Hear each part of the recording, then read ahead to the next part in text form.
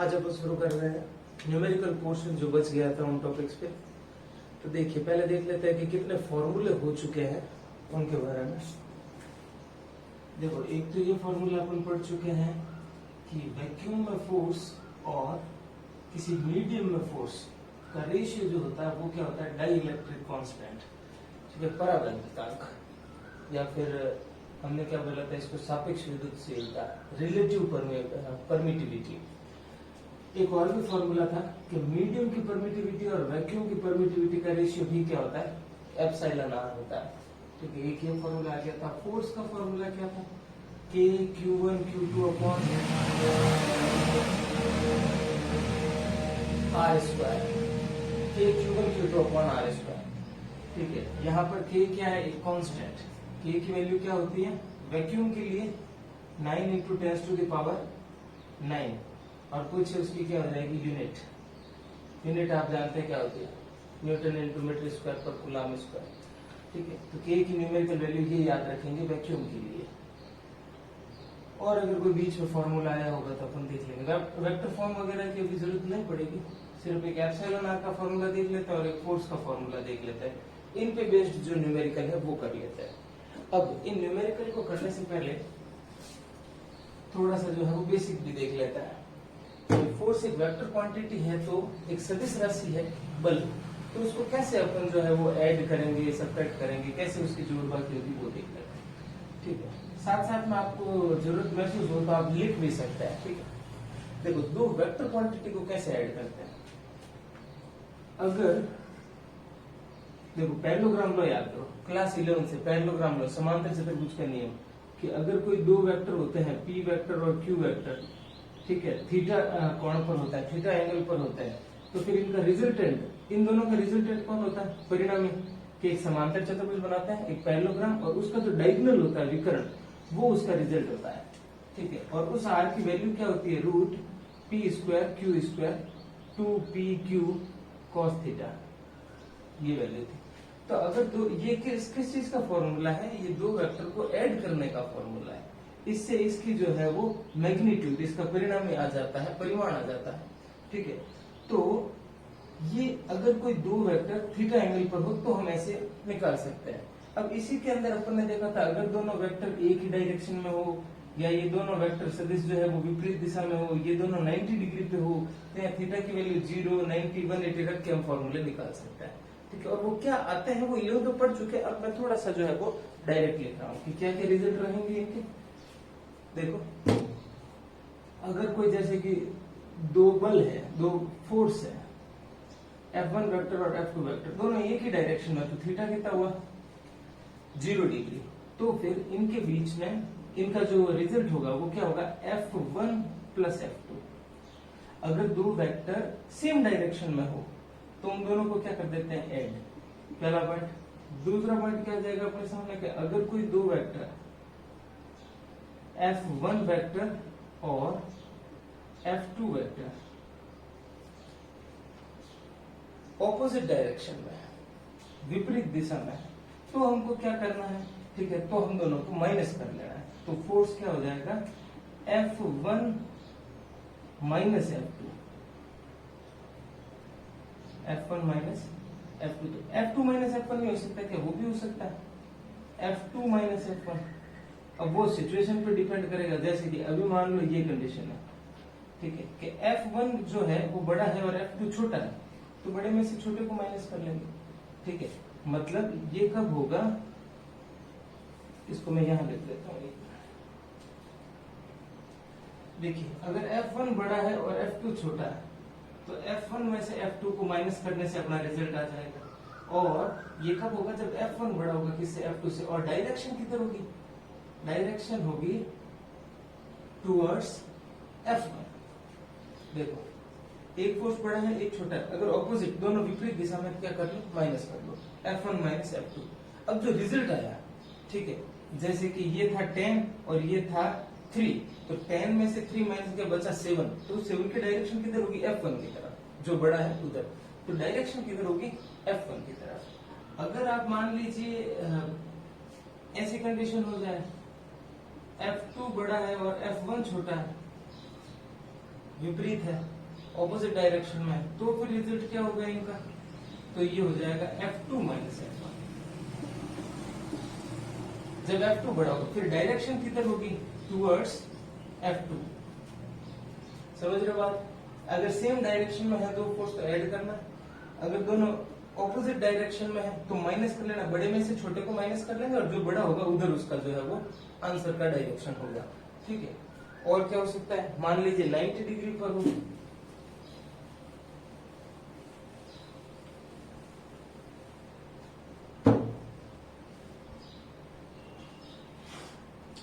मान लीजिए 90 डिग्री पर हो, ठीक है, तो अगर थीटा 90 डिग्री है, एक F1 ऐसे है और एक F2 है ऐसे, तो कैसे सॉल्व करेंगे, तो फिर वही है, आप ऐसे कर सकते हैं पैरेललोग्राम बना के कि ये रिजल्ट है, ऐसे बोल सकते हैं, या डायरेक्ट फॉर्मूला लगा दो, root F1 square plus F2 square, Pythagoras theorem जैसा ही दिखता है, क्योंकि अगर ये F1 है और ये F2 है सामने, ये वाला F2 है, तो ट्रायंगल बन गया, त्रिभुज नियम भी आ गया। ठीक है, या डायरेक्ट आप पाइथागोरस थ्योरम लगाओ तो भी ठीक है, कि F1 पता है F2 पता है, तो ये कितना होगा, हाइपोटेन्यूज क्या होगा, F1 square plus F2 square, base का स्क्वायर प्लस परपेंडिकुलर का स्क्वायर, आप वैसे भी निकाल, तो 90 डिग्री पर हो तो आप ऐसे कर सकते हैं। ठीक है, और अगर 90 नहीं है कुछ और है थीटा, ठीक है, तो फिर एक ही तरीका है, वापस वही पैरेललोग्राम। ठीक है, F1 square F2 square 2 F1 F2 और cos थीटा, तो अगर दोनों सेम डायरेक्शन हो तो ऐड करेंगे, उल्टे है तो माइनस करेंगे, 90 डिग्री पर है तो ये अप्लाई कर सकता है पाइथागोरस थ्योरम, और कोई और थीटा है 30 60 40 45, ठीक है, तो हम ये फॉर्मूला अप्लाई करेंगे। तो इन सारे फॉर्मूले से जो है वो हम वेक्टर्स को, फोर्स को जो है वो ऐड कर पाएंगे या उसका रिजल्ट निकाल पाएंगे। ये कुछ बातें थी। अब देखो इसमें कुछ क्वेश्चन ले लेते हैं, जैसे कि फर्स्ट क्वेश्चन,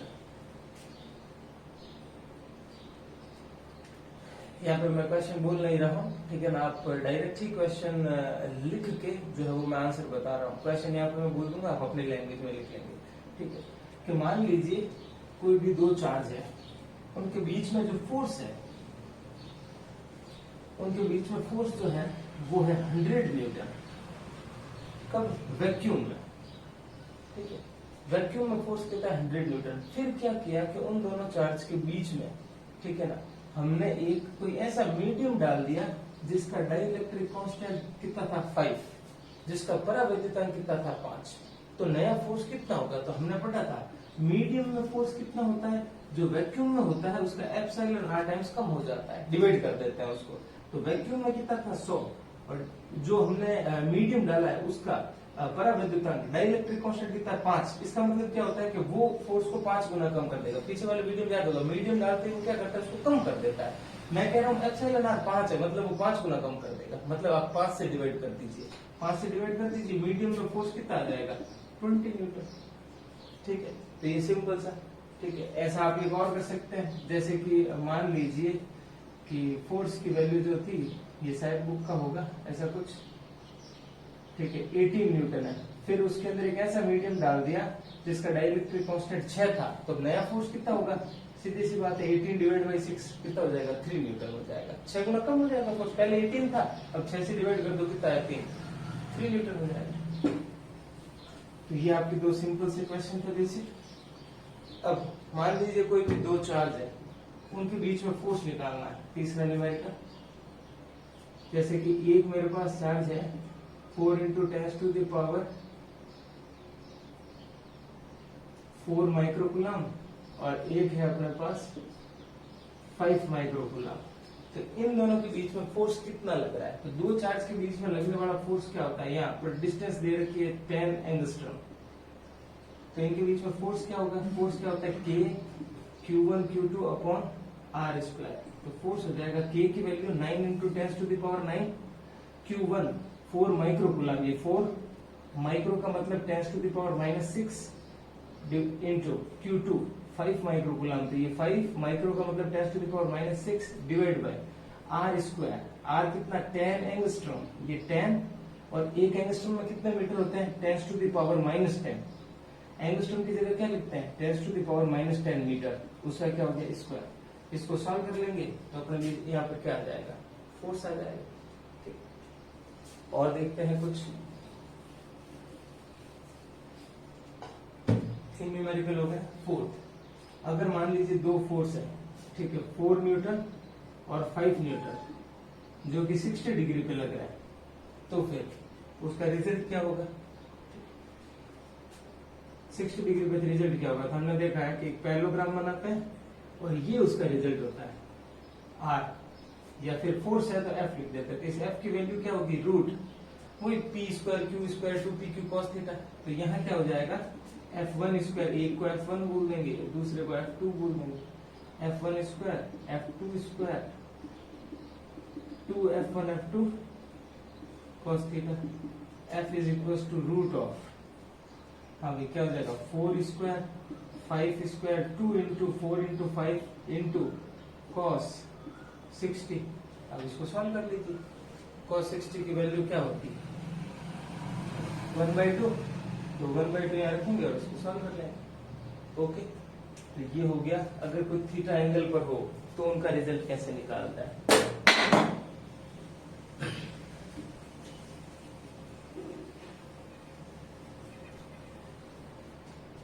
अब थोड़े से कुछ खुद के क्वेश्चन ले लेते हैं।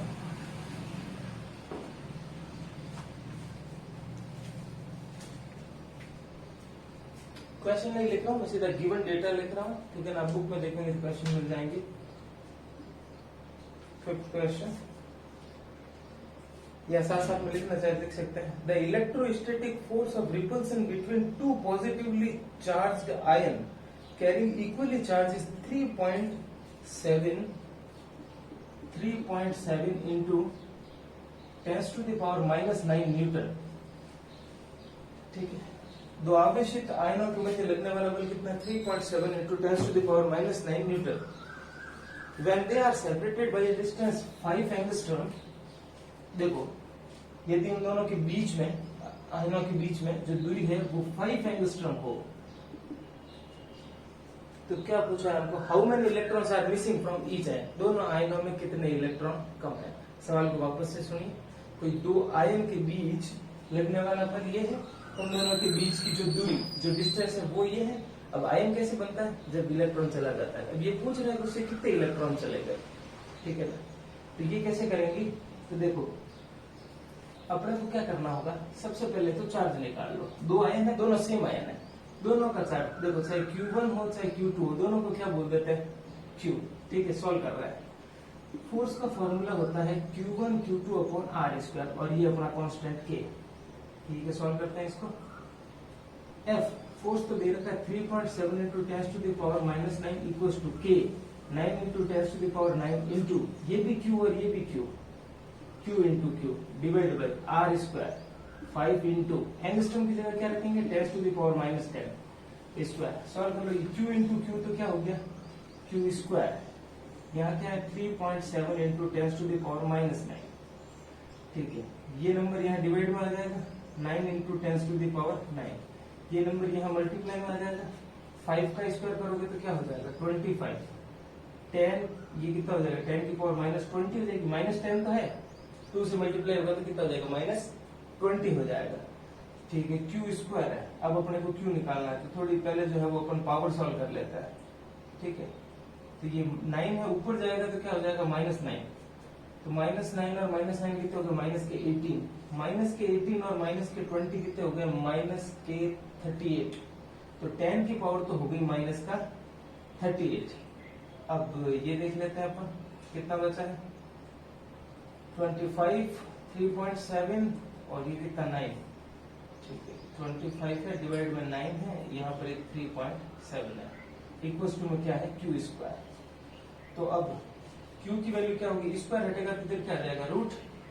Q will be equal to root of 25 into 3.7 into 10⁻⁻38 divide by कितना 9। इसको सॉल्व कर लीजिए, Q की वैल्यू आ जाएगी, वैसे इसका 25 का बार 5 आ जाएगा, इसका 3 आ जाएगा, 3.7 का भी आप रूट निकाल लीजिए, 10⁻⁻38 है, तो ये बाहर आएगी तो पावर आधी हो जाएगी, 10⁻⁻ कितना हो जाएगा 19 19 हो जाएंगे, तो ये सॉल्व हो जाएगा। ऐसे करके जो है वो Q की वैल्यू आ जाएगी। मैं फाइनल रिजल्ट लिख देता हूँ, 3.2 इंटू इन तीनों का सॉल्यूशन कितना है 3.2 और -38 है, ये बाहर आएगा तो 10 टू द पावर माइनस क्या हो जाएगा 19 कूलम। पूछा क्या था कितने इलेक्ट्रॉन है, ये तो चार्ज है, Q इक्वल टू क्या होता है n पूछा था, इलेक्ट्रॉन Q बाई E, तो Q कितना है 3.2 into 10 to the power minus 19 divide by E। Electron का चार्ज कितना होता है 1.6 into 10 to the power minus 19, तो ये तो कैंसिल हो गया, पॉइंट से पॉइंट कैंसिल, 16 2 या 32, n इक्वल टू 2।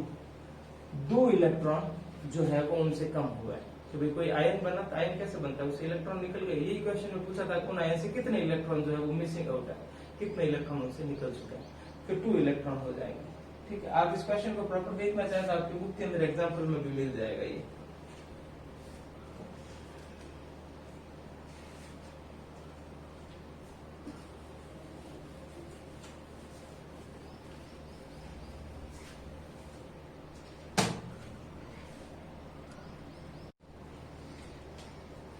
नेक्स्ट देखेंगे,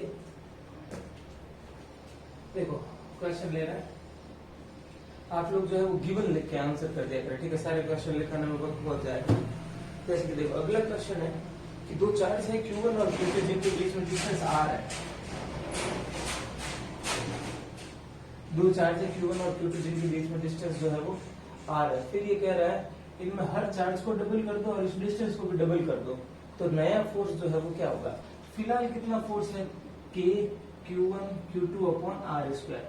अगर अपन ठीक है इस चार्ज को डबल कर दें तो नया फोर्स क्या होगा, चार्ज को डबल कर दिया 2Q1, इस चार्ज को भी डबल कर दिया 2Q2 और इस डिस्टेंस को भी डबल कर दिया। ठीक है, R थी, हाँ ठीक है 2R का स्क्वायर। हर चीज को डबल कर देना। क्वेश्चन ये था कि पहले के रेस्पेक्ट में पहले जो चार्ज थे वो भी डबल हो गए, जो डिस्टेंस थी वो भी डबल हो गई, ये डबल डबल और डबल कर दिया, तो नया फोर्स क्या होगा। तो हम देख रहे हैं कि ये 2 और 2 कितना हो गया 4, 2 इंटू 2 4, Q1 Q2 अपॉन 2 का स्क्वायर 4R स्क्वायर, 4 से 4 कैंसिल, आंसर आया K Q1 Q2 upon R square, मतलब वापस वही, तो नया फोर्स वही होगा जो पहले था, मतलब फोर्स पे कोई फर्क नहीं पड़ेगा, दोनों चार्ज और उनके बीच की डिस्टेंस को डबल करने से जैसा है वैसा ही रहेगा। नेक्स्ट क्वेश्चन, नेक्स्ट क्वेश्चन है कि एक प्रोटॉन और एक इलेक्ट्रॉन के बीच की डिस्टेंस, ठीक है, कौन कौन, प्रोटॉन और एक इलेक्ट्रॉन, इनके बीच की डिस्टेंस दे रखी है हमको 0.53 into 10 to the power minus 10 metre. तो बताइए इनके बीच में फोर्स क्या होगा। अब सिंपल है, प्रोटॉन के पास जो है वो चार्ज कितना होता है 1.6 into 10 to the power minus 19 coulomb, ये प्लस में होता है। इलेक्ट्रॉन के पास चार्ज कितना होता है 1.6 into 10 to the power minus 19 coulomb, ये माइनस में होता है बस। ठीक है, तो दोनों का अगर मैग्नीट्यूड देखें, साइनल है कैलकुलेशन करते वक्त, तो दोनों को पॉजिटिव लेके सॉल्व कर सकते हो।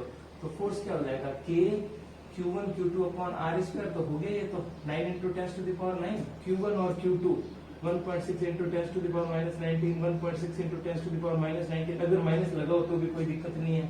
ठीक है, डिवाइड बाय R स्क्वायर, ये जो डिस्टेंस है 0.53 into 10 to the power minus 10, इसका क्या मतलब इसका, इसको आप सॉल्व कर लेंगे। तो एक ये हो गया न्यूमेरिकल, सिंपल था ये तो। नेक्स्ट देखो, अब एक क्वेश्चन और है कि दो सेम चार्ज है, दोनों का चार्ज है 1 माइक्रोकूलम, ये Q1 है और Q2 है, दोनों ही 1 माइक्रोकूलम के हैं, और उनके बीच की जो डिस्टेंस है वो 1 सेंटीमीटर है। 1 सेंटीमीटर, 1 सेंटीमीटर मतलब 1 into 10 to the power minus 2 metre. Centi का मतलब क्या होता है 10 टू द पावर माइनस 2, ठीक है, मिली का मतलब 10 टू द पावर माइनस 3, ये चीजें पता हुआ। तो इनके बीच में कितना फोर्स लग रहा है, ठीक है, फोर्स हो जाएगा वही K Q1 Q2 upon R square, K कितना 9 into 10 to the power 9 into Q1 और Q2 1 माइक्रो का मतलब 10 to the power minus 6 into ये भी 1 माइक्रो, माइक्रो का मतलब 10 to the power minus 6 divide distance का square 10 to the power minus 2 इसका स्क्वायर, इसका हो गया 9 into 10 to the power 9 into minus 6 और माइनस 6 कितना हो गया माइनस का 12 ये हो गया माइनस का कितना 4, यहाँ कितना बच गया माइनस का 8, -8 और 9 कितना हो गया 1 बचेगा सिर्फ 9 × 10 90 न्यूटन। ये हो गया आपका फोर्स 90 न्यूटन।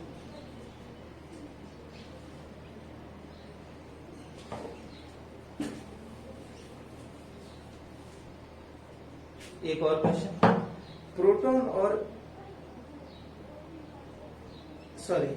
दो प्रोटॉन के बीच में जो रिपल्सन फोर्स होता है उसको ग्रेविटेशनल के अट्रैक्टिव फोर्स से कंपेयर करना है। चलो सिंपल करता है।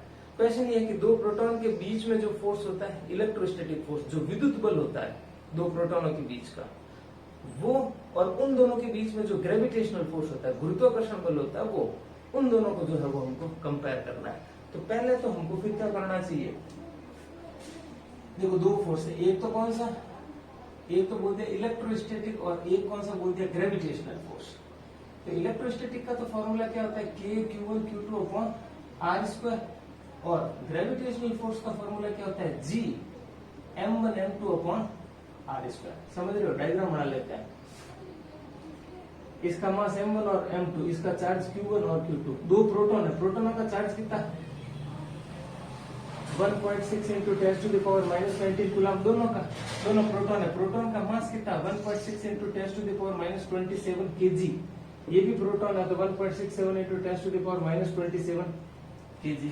इनके बीच की डिस्टेंस कितनी r। ये कह रहे हैं इन दोनों को कंपेयर करो, तो ठीक है E और अगर G को कंपेयर करेंगे ग्रेविटेशनल वाले को, तो पहले तो ये जैसे इनको डिवाइड में रखेंगे इसको और इसको, तो r² से r² कैंसिल, क्या बच जाएगा K₂ Q2 G m1 m2 रख दो, K कांस्टेंट है 9 × 10⁹ Q1 और Q2 दोनों सेम ही है, तो Q और Q मल्टीप्लाई होगा स्क्वायर हो जाएगा 1.6 × 10⁻19 का स्क्वायर डिवाइड बाय G एक कांस्टेंट होता है, इसकी वैल्यू कितनी होती है G की वैल्यू आते हैं यार ये 6.67 × 10⁻11th में थी अपने G गुरुत्वीय सार्वत्रिक नियतांक, यूनिवर्सल ग्रेविटेशनल कांस्टेंट।